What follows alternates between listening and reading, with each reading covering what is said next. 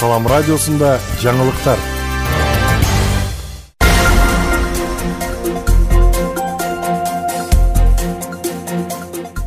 Арбаңыз угарман жана көрүүчү, сиздер менен жаңылыктар түрмөгү, аны мен Жаңылай Хамитбай кызы тааныштырам. Баткенде селден кийинки тазалоо иштери аяктады. 22 апрель күнгү жаандан улам облус боюнча сел сууларынан жана калдыктарынан тазалоо иштери аяктады. Учурда санэбит көзөмөл борбору тарабынан дезинфекциялоо иштери аткарылууда. Бул тууралуу өзгөчө кырдаалдар министрлигинен маалымдашты. Ага ылайык Лейлектин Разаков шаарында жалпы 22 турак үй, 3 мал сарайда калыбына келтирүү иштери жүргөн болсо, Кызыл Кая шаарында 30 турак үй жана 3 көп кабаттуу турак үйдүн жертөлөсүнө кирген сел суулары толук тазаланды деп айтылат маалыматта.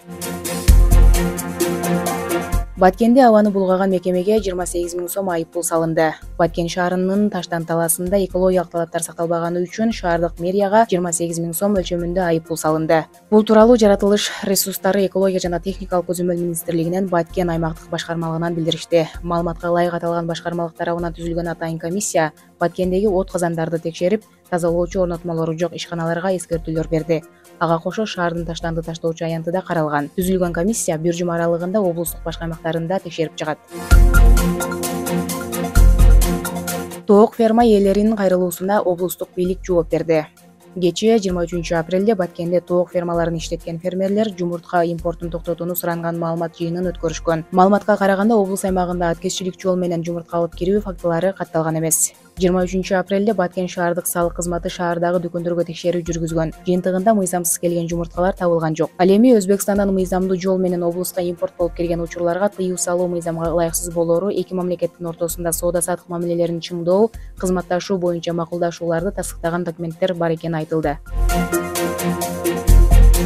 Кадамжайда 190 үй бүлө социалдык келишим боюнча окутууга катышууда. Бул тууралуу райондук бийликтин басма сөз катчысы маалымат таратты. Маалыматка ылайык окутуунун катышуучулары финансылык сабаттуулук, бизнес көндүмдөр, салык мыйзамдары жана маркетинг боюнча өздөрүнүн кесиптик потенциалын жогорулатышууда. Кадамжай району боюнча 9 күнүн ичинде 190 жаран 2 баскыч менен атайын окуудан өтөт. Алынган билим жана көндүмдөр социалдык жардамды, анын ичинде социалдык контракттын негизинде натыйжалуу көрсөтүүгө мүмкүндүк берет деп айтылат маалыматта. Сиздер менен жаңылыктар түрмөгү болду. Аны мен Жаңылай Хамитбай кызы тааныштырдым. Кайрадан амандашканча, саламатта туруңуздар.